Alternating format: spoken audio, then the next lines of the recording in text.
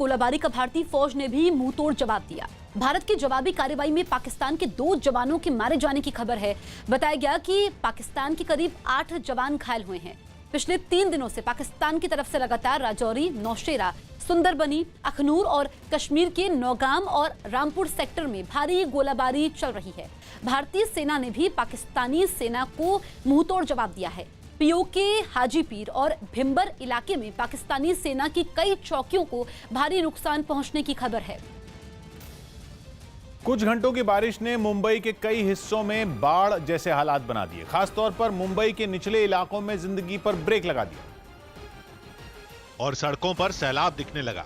थोड़ी ही देर में सड़कों पर कई फीट तक पानी जमा हो गया। हिंद माता और परेल जैसे इलाकों में न तो बाजार खुले और न ही लोग घरों से निकल पाए। इस वक्त हम खड़े हैं मुंबई के दादर स्थित हिंद माता इलाके में, जहां आप देख सकते हैं कि बारिश जिस तरह से चल रही है, मुंबई के हिंद माता इलाके में पानी जमा हो चुका है।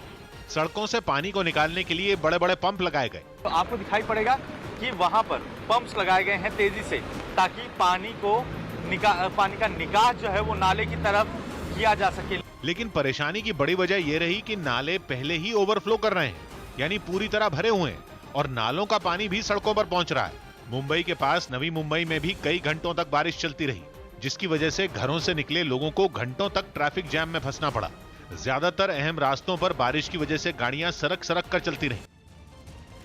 सचिन पायलट खेमे के विधायक हेमाराम चौधरी ने रणदीप सुरजेवाला के बयान पर पलटवार किया है। हेमाराम चौधरी ने दावा किया कि गहलोत खेमे के कई विधायक पायलट खेमे के विधायकों के संपर्क में हैं और जैसे ही गहलोत सभी विधायकों की बाड़ेबंदी खत्म करते हैं, वो लोग पायलट गुट से आकर मिल जाएंगे। रणदीप सुरजेवाला ने दावा किया था कि पायलट कैंप के 3 विधायक जल्द ही जयपुर पहुंचने वाले हैं। इसी के जवाब में हेमाराम चौधरी ने दावा किया कि पायलट खेमा पूरी तरह से एकजुट है। गहलोत खेमे में जो बाड़ाबंदी में विधायक बैठे हैं, उन विधायकों में हताशा है। उस हताशा को रोकने के लिए, उन विधायकों को दिलासा दिलाने के लिए इस तरह का सुरजेवाला जी बयान दे रहे हैं। वहाँ पर 10 से 15 विधायक आज भी हमसे संपर्क कर रहे हैं और हमें कह रहे हैं कि ज्यों ही बाड़ाबंदी हटी, हम यहाँ से भाग निकलेंगे। सऊदी अरब में एक दिन बाद शुरू हो रही हज यात्रा से पहले मक्का मस्जिद को सैनिटाइज किया गया। जिस हज यात्रा के लिए दुनिया भर से हर साल करीब 25 लाख मुसलमान मक्का पहुंचते हैं, इस साल कोरोना की वजह से महज 1000 लोगों को ही इसकी इजाजत दी गई और उस पर भी कई तरह के नियम बनाए गए हैं, जिनके पालन के लिए हज यात्रियों के मस्जिद में पहुंचने से पहले सफाई कर्मचारी उसके चप्पे चप्पे को सैनिटाइज करते नजर आए। खम्भों और कालीन पर भी सैनिटाइजर का छिड़काव किया गया। मक्का में हज के महीने में जहां पैर रखने तक की जगह नहीं मिलती थी, वहां श्रद्धालुओं की संख्या बेहद कम दिखी। श्रद्धालुओं को लेकर मक्का पहुंची बस भी लगभग खाली ही दिखी। इन लोगों का तापमान चेक करने के बाद ही होटल में घुसने की इजाजत दी गई और सभी के चेहरे भी मास्क से ढके नजर आए। गया में जेडीयू विधायक मनोरमा देवी के घर को सैनिटाइज किया गया। बिहार के गया में जेडीयू के विधायक मनोरमा देवी के पति की कोरोना से मौत के बाद उनके घर और उसके आसपास के इलाके को सैनिटाइज किया गया। यूपी के गोरखपुर में 14 साल के लड़के की अपहरण के बाद हत्या मामले में सीएम योगी ने पीड़ित परिवार को 5 लाख की मदद का ऐलान किया। जम्मू कश्मीर में पाकिस्तान की तरफ से हो रही फायरिंग की जवाबी कार्रवाई में पाकिस्तानी सेना के एक जवान की मौत हो गई, जबकि 8 जवान घायल हो गए। दिल्ली के पास नोएडा के एक अस्पताल में कोरोना पॉजिटिव एक महिला ने डॉक्टर पर छेड़छाड़ का आरोप लगाया। महाराष्ट्र में पिछले 24 घंटे में 8706 कोरोना के नए मामले सामने आए, जबकि एक दिन में 227 लोगों की मौत हो गई। यूपी के मेरठ में कोरोना संकट के बीच स्कूलों की फीस मांगने के विरोध में समाजवादी पार्टी के कार्यकर्ताओं ने प्रदर्शन किया। चीन से जुड़ी कंपनियों के खिलाफ भारत सरकार ने एक बार फिर बड़ी कार्रवाई की और इस बार भारत ने दूसरी डिजिटल स्ट्राइक करते हुए चीन के 47 ऐप बैन कर दिए। आरोप है कि बैन किए गए ये ऐप कुछ समय पहले बैन हुए ऐप के क्लोन के तौर पर काम कर रहे थे। जैसे चीनी ऐप टिकटॉक बैन होने के बाद टिकटॉक लाइट के रूप में मौजूद था। इससे पहले भारत ने चीन के 59 ऐप बैन कर दिए थे, जिनमें टिकटॉक समेत कई ऐप शामिल थे। इसके अलावा भारत सरकार ने 275 चीनी ऐप की एक नई लिस्ट भी तैयार की है, जिसमें कुछ टॉप गेमिंग ऐप शामिल हैं, जिन्हें आगे बैन किया जा सकता है। छत्तीसगढ़ के बेमेतरा में एक पेट्रोल पंप पर आग लगने से अफरा तफरी मच गई। ये आग एक मोटरसाइकिल में पेट्रोल डालने के समय लगी और अचानक से भड़क गई, जिससे पंप पर हड़कंप मच गया। इससे पहले कोई कुछ समझ पाता कि तेल डालने वाला पाइप और मोटरसाइकिल आग की लपटों से घिर गए। इससे पहले वहां सब कुछ सामान्य था। मोटरसाइकिल सवार 2 आदमी पेट्रोल भरवाने के लिए पंप पर पहुंचे और अपनी मोटरसाइकिल में पेट्रोल भरवाने लगे, लेकिन इसी बीच उस मोटरसाइकिल की टंकी से आग की लपटें निकलने लगी। आग लगते ही वहां मौजूद लोग भागने लगे, जबकि एक कर्मचारी तेल के पाइप को पकड़कर उसमें लगी आग को बुझाने की कोशिश करने लगा। तभी पंप का एक दूसरा कर्मचारी आग बुझाने वाली मशीन लेकर पहुंचा और केमिकल के जरिए मोटरसाइकिल और पाइप में लगी आग बुझा दी। दिल्ली में अनलॉक लागू होने के बाद यमुना का पानी फिर प्रदूषित हो गया, जिससे शहर के कई इलाकों में पानी की समस्या खड़ी हो गई। कोरोना की वजह से लगे लॉकडाउन के दौरान नदी का पानी काफी हद तक साफ हो गया था, लेकिन अनलॉक लागू होने के बाद एक बार फिर से शहर के छोटे बड़े नाले और फैक्ट्रियों से निकलने वाला कचरा नदी में गिरने लगा, जिससे यमुना फिर प्रदूषित हो गई। आलम यह है कि प्रदूषण की वजह से नदी में झाग भी बनना शुरू हो गया। इस वक्त हम ओखला बराज पर मौजूद हैं और जहां पर ये आप पानी देख रहे हैं, दरअसल पानी इस तरीके से जो सफ़ेद झाग जो आपको नज़र आ रहा है, ये साफ दर्शा रहा है कि पानी एक बार फिर जहरीला होना शुरू हो गया है। इस बारे में जब न्यूज़ 18 की टीम ने दिल्ली जल बोर्ड के अध्यक्ष सत्येंद्र जैन से बात की तो उन्होंने यमुना में बढ़े प्रदूषण के लिए हरियाणा सरकार को जिम्मेदार ठहरा दिया। हरियाणा की ओर से पॉल्यूटेड वाटर छोड़ा जा रहा है और इंडस्ट्रियल वेस्ट है, जिसकी वजह से अमोनिया उसके अंदर काफ़ी ज़्यादा मात्रा में आ गया। यमुना के प्रदूषित होने से दिल्ली सरकार की परेशानियां बढ़ गईं, क्योंकि प्रदूषण की वजह से कुछ इलाकों में पानी की सप्लाई रोकनी पड़ी। सुशांत सिंह राजपूत आत्महत्या मामले में करण जौहर की धर्मा प्रोडक्शंस के सीईओ अपूर्व मेहता को मुंबई पुलिस ने आज पूछताछ के लिए बुलाया है। पुलिस ने साथ ही धर्मा प्रोडक्शन के बैनर तले बनी फिल्म ड्राइव की कॉन्ट्रैक्ट की कॉपी मांगी है। पुलिस ये जानने की कोशिश में है कि आखिर वो कौन सा टकराव था जिसकी वजह से फिल्म को नेटफ्लिक्स पर रिलीज करना पड़ा और करण जौहर और सुशांत सिंह के बीच क्या विवाद हुआ था। बताया गया कि इस हफ्ते पुलिस करण जौहर को भी पूछताछ के लिए बुला सकती है। हरभजन सिंह ने अपने बिजली बिल पर हैरानी जताई। हरभजन सिंह ने अपने मुंबई के घर का बिजली बिल 33,900 रुपए आने पर हैरानी जताई। उन्होंने सोशल मीडिया पर बताया कि उनके घर का बिजली बिल हर महीने करीब 5,000 रुपए तक आता है, लेकिन इस बार करीब 7 गुना ज्यादा बिजली बिल आया है। दिल्ली के सदर बाजार इलाके में खिलौने की एक दुकान और उसके गोदाम में आग लग गई। इसके बाद वहां पहुंचे दमकल कर्मियों ने किसी तरह आग को बुझाया, लेकिन इससे पूरा गोदाम जल गया और इमारत का कुछ हिस्सा भी गिर गया। बताया गया कि ये आग शॉर्ट सर्किट की वजह से लगी। बिल्डिंग का कुछ हिस्सा भी यहाँ पर आग की वजह से गिर गया है, जिसके बाद जो दमकल कर्मी हैं बहुत मुश्किल से जान बचाकर वहाँ पर से बाहर निकले हैं। राजस्थान के कोटा में कुछ इलाकों में गुरुवार तक फिर कर्फ्यू लगा दिया गया। कोरोना मरीजों की संख्या बढ़ने के बाद प्रशासन ने यह फैसला लिया। शंकराचार्य स्वामी स्वरूपानंद सरस्वती ने रामालय ट्रस्ट पर राम मंदिर निर्माण के नाम पर सोना वसूलने के आरोपों को खारिज कर दिया है। अखिल भारतीय संत समिति ने अयोध्या में श्री राम मंदिर निर्माण के नाम पर रामालय ट्रस्ट पर लोगों से सोना वसूलने के आरोप लगाए हैं, लेकिन स्वरूपानंद ने चुनौती दी है कि अगर किसी के पास इस तरह के आरोपों के समर्थन में कोई सबूत है तो पेश करे। इतना ही नहीं, स्वरूपानंद सरस्वती का दावा है कि उनके प्रयासों से ही राम मंदिर के ताले खोले गए थे। साथ ही स्वरूपानंद सरस्वती ने बीएचपी पर भी कई गंभीर आरोप लगाए।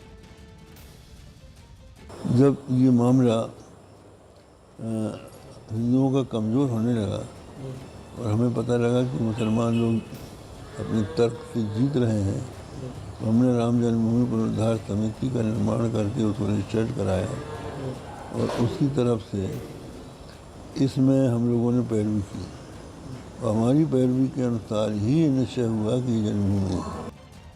भारी बारिश के सितम से जूझते उत्तराखंड के चमोली में पहाड़ खिसकने की एक घटना का वीडियो सामने आया जिसने लोगों को दहशत से भर दिया। यह घटना वहां नेशनल हाईवे नंबर 58 पर हुई, जहां मौजूद लोग बुरी तरह घबरा गए। जो जहां था वहीं रुक गया। घटना का एक वीडियो भी सामने आया जिसमें पहाड़ का एक बड़ा हिस्सा नीचे गिरते हुए देखा गया।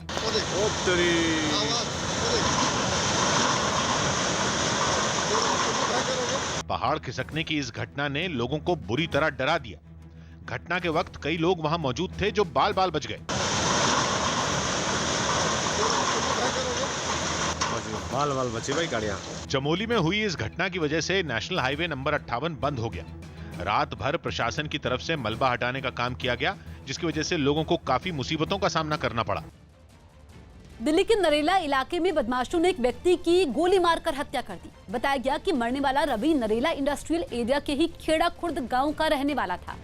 बदमाशों ने रवि पर अंधाधुंध फायरिंग की। हमले में रवि को 5 गोलियां लगी, जिसकी वजह से उसकी मौके पर ही मौत हो गई।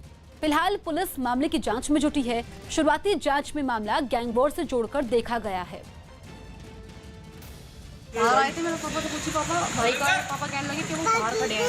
मैंने बाहर खड़े हैं, वो बाहर तो ऐसे पटाखों की आवाज़ आ रही है। पापा कहने लगे पता नहीं कौन है, अंदर से डंडा लेकर मैं देख रहा हूँ। जब मेरे पापा डंडा लेके बाहर आए ना तो इतने वो भाग चुके थे, पर 6-7 जने थे वो। हमने शकल नहीं देखी उनकी। कितने राउंड गोली चली है? ये नहीं पता सर। पुलिस किस टाइम आई थी? तुरंत आई थी या थोड़ी लेट आई? पुलिस टाइम से हाँ आ चुकी थी। लंदन के द ओवल क्रिकेट ग्राउंड में दर्शकों को एंट्री दे दी गई। 4 महीने में यह पहली बार हुआ जब इंग्लैंड में लोगों ने स्टेडियम में बैठकर मैच देखा, क्योंकि कोरोना वायरस की वजह से ब्रिटेन में मार्च से ही खेलों पर रोक थी। मगर पाबंदियों में छूट की तरफ एक और कदम बढ़ाते हुए द ओवल क्रिकेट ग्राउंड में लोगों के लिए मैच रखा गया और लोग ऑनलाइन खरीदी गई टिकट को साथ लेकर पहुंचे। वो सावधानी बरतते हुए स्टेडियम के बाहर एक दूसरे से 2 गज की दूरी पर भी खड़े नजर आए। हालांकि 25,000 से ज्यादा सीटों वाले स्टेडियम में महज 1000 लोगों को ही मैच देखने की इजाजत दी गई। जब 4 महीने बाद अपनी आंखों के सामने टीमों को खेलता देखने का मौका मिला तो क्रिकेट के फैन बेहद खुश दिखे। लेकिन इस जोश के बीच स्टेडियम के अंदर बहुत जगह सोशल डिस्टेंसिंग तार-तार हो गई। उस पर भी कोरोना वायरस के खतरे के बावजूद ज्यादातर लोगों के चेहरों पर मास्क भी नहीं दिखे और कुछ ही लोग एक दूसरे से दूरी बनाकर मैच देखते नजर आए। पाकिस्तान के लाहौर में भाई तारू सिंह जी की गुरुद्वारा शहीदी स्थान को मस्जिद बताए जाने और इसे मस्जिद के रूप में बदलने के प्रयासों पर भारत ने कड़ी आपत्ति जाहिर की है। भारत ने इस मामले में पाकिस्तान के उच्चायोग के सामने आपत्ति जताते हुए कहा कि शहीदी स्थान एक ऐतिहासिक गुरुद्वारा है, जहां भाई तारू जी ने साल 1745 में बलिदान दिया था और इस स्थान को सिख समुदाय पवित्र मानता है। ऐतिहासिक शहीदी स्थान से जुड़ा एक वीडियो सामने आया है, जिसमें एक शख्स इसे मस्जिद शहीदगंज बता रहा है। साथ ही दावा यह भी कर रहा है कि इसके लिए सैकड़ों मुसलमानों ने कुर्बानी दी थी। भारत ने इस मामले में पाकिस्तान सरकार से निष्पक्ष जांच की मांग की है। दिल्ली सिख गुरुद्वारा प्रबंधक कमेटी ने भी विदेश मंत्रालय के समक्ष ये मुद्दा उठाया। देश भर के विश्वविद्यालयों में फाइनल ईयर की परीक्षाओं के मुद्दे पर सुप्रीम कोर्ट ने यूजीसी से जवाब मांगा, क्योंकि यूजीसी ने सभी विश्वविद्यालयों को एक नोटिफिकेशन जारी किया था और कहा था कि वो 30 सितंबर तक फाइनल ईयर की परीक्षाएं करवा लें। लेकिन कई छात्र संगठनों ने कोरोना का हवाला देते हुए इसका विरोध किया और अदालत में एक याचिका दाखिल की, जिसमें यह मांग की गई कि कोरोना की वजह से आखिरी साल की परीक्षाएं रद्द कर दी जाएं और छात्रों को पिछले साल की परीक्षाओं के आधार पर नंबर दे दिए जाएं। जिसके बाद सुप्रीम कोर्ट ने इस मामले में यूजीसी से जवाब मांगा। मामले पर अगली सुनवाई शुक्रवार को होगी। मध्य प्रदेश के मंडला में एक हाईवे के पास सामान से भरे एक ट्रक में आग लग गई। बताया गया कि ट्रक में आग शॉर्ट सर्किट की वजह से लगी, जिसने देखते ही देखते कुछ ही पलों में पूरे ट्रक को अपनी चपेट में लिया। आग लगने के बाद पहले तो कुछ वक्त तक उससे सिर्फ धुआं निकलता दिखा, लेकिन थोड़ी ही देर बाद उससे आग की लपटें उठने लगी। आग लगने की जानकारी मिलते ही कई लोग वहां पर इकट्ठा हो गए, जिसके बाद दमकल विभाग को इसकी सूचना दी गई। लेकिन इससे पहले कि दमकल विभाग की टीम मौके पर पहुंचती, ट्रक पूरी तरह से जलकर राख हो चुका था। मध्य प्रदेश में 12वीं की परीक्षा के नतीजे आ गए। मध्य प्रदेश में 12वीं की परीक्षा के नतीजे जारी कर दिए गए, जिसमें करीब 69% छात्र पास हुए। सीएम शिवराज सिंह चौहान ने 12वीं में अच्छा प्रदर्शन करने वाले छात्रों को लैपटॉप खरीदने के लिए 25,000 रुपए देने का ऐलान किया। साथ ही बताया कि कोरोना संकट में जो छात्र इस परीक्षा में फेल हो गए हैं, उन्हें एक और मौका मिलेगा।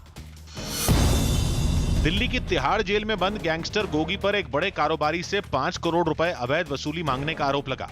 कारोबारी की शिकायत के बाद पुलिस ने जेल में छापा मारा और गैंगस्टर के पास से 3 मोबाइल फोन जब्त कर लिए। अब पुलिस ये भी जांच कर रही है कि आरोपी के पास मोबाइल फोन आए कहां से। सौरव गांगुली का बतौर बीसीसीआई अध्यक्ष कार्यकाल खत्म हो गया, लेकिन अभी वो ये जिम्मेदारी निभाते रहेंगे। बीसीसीआई ने पहले ही सुप्रीम कोर्ट में एक याचिका दायर कर बोर्ड के संविधान में संशोधन की मांग की है, जिस पर 17 अगस्त को सुप्रीम कोर्ट सुनवाई करेगी। प्रियंका चोपड़ा और उनके पति निक जोनस ने असम में बाढ़ प्रभावित लोगों की मदद के लिए दान दिया और सोशल मीडिया के जरिए लोगों से भी मदद की अपील की। असम में बाढ़ से अब तक लाखों लोग बेघर हो चुके हैं।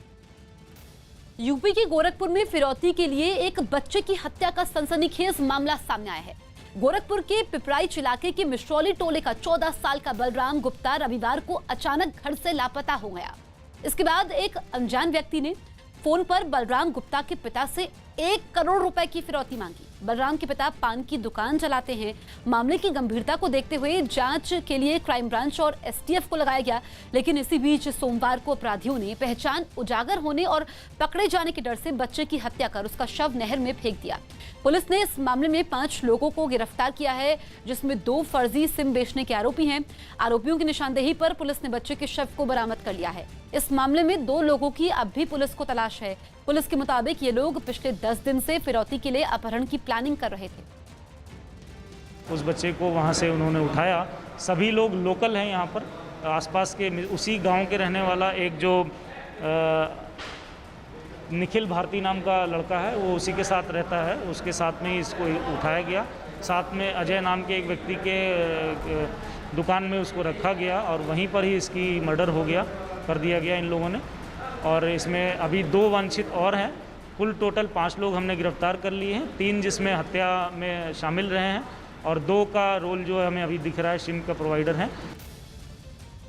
इस बीच सीएम योगी आदित्यनाथ ने गोरखपुर में बच्चे के अपहरण के बाद हत्या के मामले में सख्त रुख अपनाते हुए अपराधियों के खिलाफ एनएसए के तहत कार्रवाई करने के निर्देश दिए हैं। साथ ही मुख्यमंत्री ने पुलिस की जवाबदेही भी तय करने के निर्देश दिए हैं। सीएम योगी ने परिवार के प्रति दुख जाहिर करते हुए पीड़ित परिवार को तुरंत 5 लाख रुपए की आर्थिक मदद देने का ऐलान किया और अपराधियों के खिलाफ सुनवाई फास्ट ट्रैक में करवाने को भी कहा है। इस बीच गोरखपुर में हुए इस हत्याकांड पर पूर्व मुख्यमंत्री और समाजवादी पार्टी के प्रमुख अखिलेश यादव ने ट्वीट करते हुए यूपी सरकार पर निशाना साधा है। अखिलेश यादव ने ट्वीट करते हुए लिखा कि गोरखपुर से अपहरण बच्चे की हत्या का समाचार बेहद दर्दनाक और दुखद है। शोकाकुल परिवार के प्रति गहरी संवेदना। लगातार अपहरण और हत्याओं के बावजूद भी बीजेपी सरकार का निर्लज मौन और निष्क्रियता प्रश्न चिन्ह के घेरे में है। प्रधानमंत्री नरेंद्र मोदी के अयोध्या दौरे को देखते हुए शहर में रंगरोगन का काम तेज कर दिया गया। 5 अगस्त को पीएम मोदी अयोध्या जाएंगे, जहां वो भूमि पूजन कार्यक्रम में शामिल होने के साथ राम मंदिर की आधारशिला रखेंगे। और यही वजह रही कि प्रशासन की तरफ से अयोध्या शहर को सजाने और संवारने का काम तेज कर दिया गया। इस वक्त मैं अयोध्या के प्रवेश द्वार पर खड़ा हूं और आप देखिए कई पिलर हैं जिन पर भगवान श्री राम, उनके भक्त हनुमान, मां सीता और चारों भाइयों के जीवन चरित्र का यहां पर विवरण दिया गया है। वहां से जो तस्वीरें सामने आई उनमें एक तस्वीर में अयोध्या की तरफ जाने वाली एक सड़क पर बने रेलवे ओवरब्रिज के खंभों पर कुछ लोग खूबसूरत कलाकृतियां बनाते नजर आए। एक कलाकार खंबे पर राम और सीता की तस्वीर उकेरता दिखा। थोड़ी देर बाद वही कलाकार एक दूसरे खंबे पर राम भक्त हनुमान की आकृति बनाता नजर आया। हमको दिशा निर्देश दिया गया है कि आप बेहतर से बेहतर ऐसी पेंटिंग करें कि जो भगवान रामचंद्र जी के जीवन आदर्शों पर आधारित हो। इस दौरान कुछ ऐसे लोग भी वहां दिखाई दिए जो सीढ़ियों पर चढ़कर खंभों को अलग अलग रंगों से रंगते नजर आए। पुलिस ने ग्रेटर नोएडा में मुठभेड़ के बाद 4 लोगों को गिरफ्तार किया है। पुलिस के मुताबिक एक कार में सवार 4 लोगों को जब जांच के लिए रोका गया, उन्होंने फायरिंग कर दी। इस बीच उन लोगों ने भागने की कोशिश की, जिसके बाद पुलिस ने जवाबी कार्रवाई की। मुठभेड़ में 3 बदमाशों को गोली लगी है। बताया गया कि ये लोग अपने शिकार को जबरन गाड़ी में बैठाकर एटीएम का पिन पूछकर लूटपाट को अंजाम देते थे। आरोपियों के पास से 21 डेबिट कार्ड बरामद किए गए हैं। गिरफ्तार लोगों में 2 मेवात और 2 बुलंदशहर के रहने वाले हैं। सेक्टर 144 में चेकिंग कर रही थी। 4 लोग एक स्विफ्ट गाड़ी में आए। पुलिस ने उनको रोकने की कोशिश करी, पर वो लोग भागे और उन्होंने पुलिस पे फायरिंग करी। इसमें 3 लोगों को गोली लगी है और इनके पास से 3 तमंचे बरामद हुए और एक स्विफ्ट कार। जब इनकी पहचान की गई तो इनके ऊपर थाना सूरजपुर क्षेत्र में एटीएम के द्वारा पैसे निकालना, लोगों को गाड़ी में बैठाना और उनसे पिन पूछ के लूटपाट करने के मुकदमे हैं। कुल इनसे 21 डेबिट कार्ड बरामद हुए हैं, जो ये विभिन्न क्षेत्रों में जाके एटीएम से पैसे विड्रॉ करते हैं। भारी बारिश के कहर के बीच उत्तराखंड के पिथौरागढ़ में भुजगल नदी के रौद्र रूप से कई गांव सहम उठे। जिले के भलखल्टा इलाके में तो नदी के दोनों तरफ कटाव की वजह से कई मकान उसकी चपेट में आ गए, जिसका एक डरा देने वाला वीडियो भी सामने आया। इस वीडियो में उफान पर बह रही भुजगल नदी के कटाव में एक मकान को गिरते हुए देखा गया। मकान के गिरने के बाद वहां फंसे लोग चीखने चिल्लाने लगे। हालांकि वो किसी तरह अपने मकानों को खाली कर वहां से दूर आ गए, जिससे उनकी जान बच गई। नदी में आई बाढ़ की वजह से वहां 100 से ज्यादा परिवारों के लिए रहना मुश्किल हो गया। दिल्ली के जहांगीरपुरी इलाके में बीती रात एक नाबालिग की बदमाशों ने गोली मारकर हत्या कर दी। बताया गया कि नाबालिग साकिर अपने दोस्तों से मिलने के लिए उनके घर जा रहा था, तभी रास्ते में उसे किसी ने गोली मार दी। साकिर जहांगीरपुरी के सी ब्लॉक में रहता था और सब्जी बेचने का काम करता था। जानकारी के मुताबिक जिस समय वो घर से बाहर निकला था, उसके दोस्त भी साथ में थे। फिलहाल पुलिस हमलावरों की तलाश में जुटी है। माना जा रहा है कि आपसी रंजिश भी हत्या की वजह हो सकती है। उत्तर प्रदेश के रामपुर में कोर्ट के आदेश पर समाजवादी पार्टी के नेता आजम खान के करीबी बताए जा रहे आरोपियों के घर मुनादी कराई गई। ये सभी आरोपी अलग अलग मामलों में पिछले काफी समय से फरार चल रहे हैं। जिनके घर कोर्ट के आदेश पर मुनादी कराई गई, मतलब ढोल नगाड़ों के बीच पुलिस आरोपियों के घर पहुंची और ये घोषणा कराई गई कि अगर वो अगली सुनवाई में भी कोर्ट में पेश नहीं हुए तो उनकी संपत्ति पर कार्रवाई की जा सकती है। रामपुर नगर पालिका के अध्यक्ष रह चुके अजहर अहमद खान के घर के बाहर नोटिस भी चस्पा किया गया। इसके अलावा 3 और आरोपियों के घर के बाहर कोर्ट का नोटिस लगाया गया। आज आप सभी के समक्ष, आप सभी के सामने इसके घर पे ये धारा 82 की नोटिस चस्पा की जा रही है। जिन आरोपियों के घर मुनादी कराई गई वो आजम खान से जुड़े हुए लोग बताए जा रहे हैं। फर्जी प्रमाण पत्र के मामले में आजम खान पत्नी और बेटे के साथ पिछले 4 महीने से जेल में बंद है। राजस्थान विधानसभा स्पीकर ने सुप्रीम कोर्ट से अपनी याचिका वापस ले ली। राजस्थान में जारी सियासी संकट के बीच विधानसभा स्पीकर सीपी जोशी ने सुप्रीम कोर्ट से अपनी याचिका वापस ले ली। अदालत में स्पीकर का पक्ष रखते हुए कपिल सिब्बल ने बताया कि हाईकोर्ट ने इस मामले में आदेश दे दिया है और वो अपनी याचिका वापस लेना चाहते हैं, जिसके बाद कोर्ट ने उन्हें याचिका वापस लेने की अनुमति दे दी। महाराष्ट्र में पिछले 24 घंटे में 101 पुलिस वाले कोरोना पॉजिटिव मिले, जबकि कोरोना की वजह से एक पुलिस वाले की मौत हो गई। राज्य में कोरोना की चपेट में आने से अब तक 94 पुलिस वालों की मौत हो चुकी है। मध्य प्रदेश के दमोह में जमीन विवाद में 2 पक्षों में मारपीट हो गई। इस मारपीट में घायल 2 भाइयों को अस्पताल ले जाया गया, जहां एक की मौत हो गई। रास्ता उनसे मांगा कि रास्ता दे, प्रेम सिंह ने कांड करवाओ। आयरलैंड के खिलाफ 30 जुलाई से होने वाली वनडे सीरीज के लिए इंग्लैंड टीम का ऐलान कर दिया गया, लेकिन इसमें बेन स्टोक्स और जॉस बटलर जैसे कई बड़े नाम शामिल नहीं किए गए। इस टीम की कमान इयोन मॉर्गन संभालेंगे। सामना को दिए इंटरव्यू में उद्धव ठाकरे के ड्राइविंग सीट वाले बयान पर सियासत तेज हो गई। उद्धव ने कहा था कि 3 पहियों वाली गाड़ी का स्टीयरिंग उनके हाथ में है, लेकिन अजीत पवार ने जवाब में एक फोटो ट्वीट की जिसमें ड्राइविंग सीट पर वो खुद और बगल में उद्धव दिखाई दिए। फिर कांग्रेस ने भी बयान पर ऐतराज जता दिया। तीनों पार्टी के 3-3 सेल्फी लीडर हैं तो 3 ड्राइवर हो गए इस सरकार के। कांग्रेस महासचिव प्रियंका गांधी ने कानपुर के संजीत अपहरण कांड के पीड़ित परिवार से फोन पर बातचीत की। बताया गया कि कांग्रेस के नेता ने मोबाइल फोन से दुखी परिवार की कांग्रेस महासचिव के साथ बात करवाई। इस बीच प्रियंका गांधी ने पीड़ित परिवार को हर संभव मदद और न्याय दिलाने का भरोसा भी दिया। इस बीच पीड़ित परिवार ने भी न्याय की लड़ाई में साथ देने के लिए प्रियंका गांधी को धन्यवाद दिया।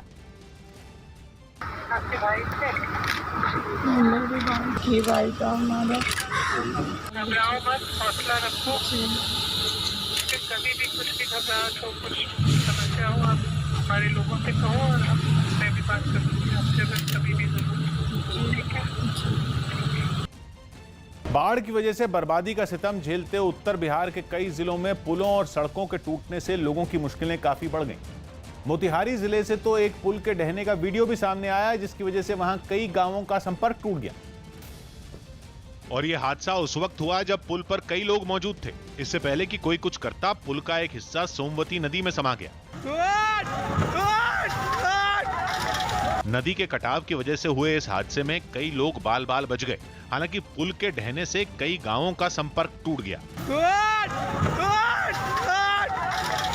मोतिहारी की तरह गोपालगंज से भी नेशनल हाईवे नंबर 58 पर बने एक पुल की कुछ तस्वीरें सामने आईं, जिनमें उसका एक हिस्सा गंडक नदी में आई बाढ़ की वजह से टूटा दिखाई दिया। NH 28 के इस डुमरिया घाट ब्रिज पर कटाव शुरू हो गया है। अगर यह ब्रिज टूट गया या फिर कट गया तो पूरी तरह से दिल्ली से कोलकाता तक जाने वाली रूट ठप हो जाएगी। मध्य प्रदेश के बैतूल में सतपुड़ा डैम के किनारे मछली पकड़ने के जाल में फंसे सांप को एक लड़के ने सुरक्षित बचा लिया। जाल में फंसे सांप को देखते ही इलाके के लोग दहशत में आ गए। उसके बाद एक लड़के को वहां पर बुलाया गया जिसने करीब 7 फीट लंबे इस सांप को जाल से बाहर निकालने की कोशिश की। बिना डरे हुए उसने एक कैंची की मदद से जाल को काटना शुरू कर दिया। इस बीच सांप भी शांत रहा और जाल काट रहे लड़के पर कोई हमला नहीं किया। धीरे धीरे जाल के बड़े हिस्से तो कट गए, लेकिन सांप के शरीर में उलझे कुछ हिस्सों को निकालना मुश्किल हो गया। हालांकि इस लड़के ने भी हार नहीं मानी और सांप को पकड़कर धीरे धीरे जाल के सभी टुकड़ों को काटकर अलग कर दिया। इसके बाद उसने आसानी से सांप को एक थैले में बंद किया और जंगल में जाकर छोड़ दिया। दक्षिण कोरिया में कोरोना संकट के बीच लोग पहली बार बेसबॉल मैच देखने पहुंचे। वहां हालात सुधरने के बाद दर्शकों को स्टेडियम जाने की मंजूरी दे दी गई, जिसके बाद राजधानी सोल में कई दर्शक बेसबॉल मैच देखने स्टेडियम पहुंचे। स्टेडियम पहुंचकर मैच देखने की खुशी इन दर्शकों के चेहरों पर भी साफ नजर आई। कई दर्शक अपनी टीम की हौसला अफजाई करते दिखे। दर्शकों को स्टेडियम में देख खिलाड़ी भी खुश नजर आए। 나아지고 그리고 또 팬분들도 더 많이 와주셔서 स्टेडियम में मौजूद सीटों के लिहाज से सिर्फ 10% दर्शकों को ही आने की इजाजत थी। इन दर्शकों को भी एक दूसरे से दूर दूर बैठाया गया। यही नहीं, स्टेडियम में घुसने से पहले इनकी अच्छी तरह जांच की गई। हर किसी का तापमान मापा गया, जिसके बाद ही उन्हें अंदर जाने दिया गया।